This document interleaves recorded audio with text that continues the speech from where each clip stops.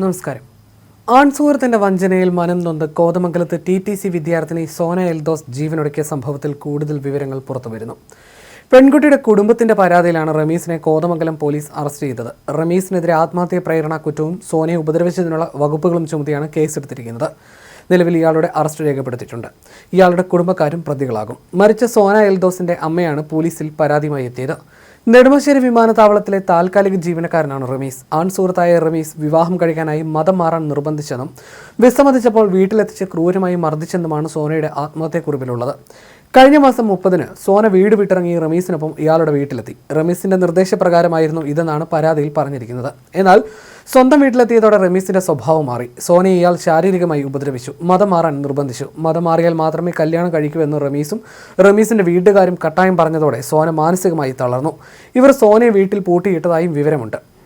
മതം മാറാൻ നിർബന്ധിച്ചതോടെ സോന റമീസിന്റെ വീട്ടിൽ നിന്ന് തിരിച്ച് സ്വന്തം വീട്ടിലെത്തി. കഴിഞ്ഞ ശനിയാഴ്ചയാണ് സോനയെ വീട്ടിൽ തൂങ്ങി മരിച്ച നിലയിൽ കണ്ടെത്തുന്നത്.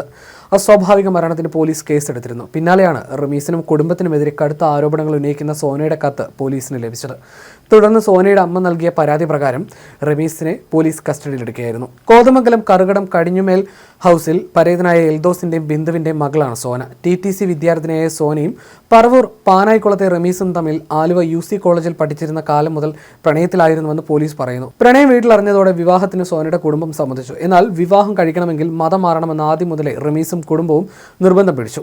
സോന മതം മാറാൻ ഒടുവിൽ തയ്യാറായി. അതിനിടയിലാണ് 3 മാസം മുൻപ് സോനയുടെ അച്ഛൻ എൽദോസ് വീടിനടുത്തുള്ള കുളത്തിൽ മുങ്ങി മരിച്ചത്. അച്ഛന്റെ അപ്രതീക്ഷിത വിയോഗത്തിൽ തകർന്നതിനെ തുടർന്ന് 1 വർഷം കഴിഞ്ഞു മതി വിവാഹമെന്ന് റമീസിന്റെ കുടുംബത്തെ അറിയിച്ചു.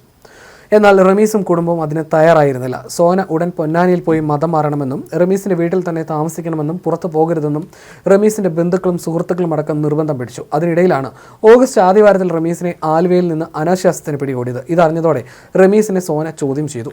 തർക്കങ്ങൾക്കൊടുവിൽ ഒരുമിച്ച് ജീവിക്കാൻ തന്നെ സോന സമ്മതം അറിയിച്ചു. എന്നാൽ ഇനി മതം മാറാൻ തയ്യാറല്ലെന്നും രജിസ്റ്റർ വിവാഹം കഴിക്കാമെന്നും നിലപാടെടുത്തു. രജിസ്റ്റർ വിവാഹം കഴിക്കാമെന്ന് തെറ്റിദ്ധരിപ്പിച്ച് സോനയെ തന്റെ പാനായിക്കുളത്തെ വീട്ടിലെത്തിച്ചു. മതം മാറണമെന്ന് റമീസ് വീണ്ടും നിർബന്ധിച്ചു. വിസമ്മതിച്ചതോടെ ക്രൂരമായി മർദ്ദിച്ചെന്ന് പോലീസ് പറയുന്നു.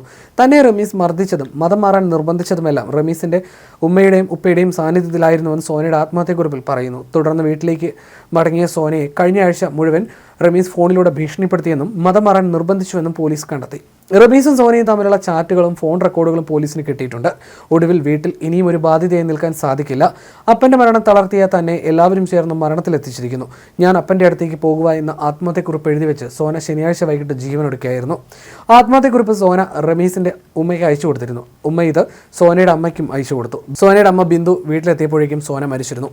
അസ്വാഭാവിക മരണത്തിന് ആദ്യം കേസെടുത്ത കോതമംഗലം പോലീസ് റമീസിനെ രാവിലെ കസ്റ്റഡിയിലെടുക്കുകയായിരുന്നു.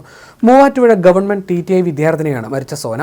പുറത്തു പോയിരുന്ന അമ്മ ബിന്ദു ശനിയാഴ്ച ഉച്ചയ്ക്ക് 3-ന് വീട്ടിൽ തിരിച്ചെത്തിയപ്പോഴാണ് മുറിയിൽ തൂങ്ങി മരിച്ച നിലയിൽ സോനയെ കണ്ടെത്തുന്നത്. സോനയുടെ ആത്മഹത്യാക്കുറിപ്പ് നേരത്തെ പുറത്തു വന്നിരുന്നു. ആത്മഹത്യാക്കുറിപ്പിൽ റമീസിനും കുടുംബത്തിനുമെതിരെ ഗുരുതര ആരോപണങ്ങളുമാണ് ഉള്ളത്.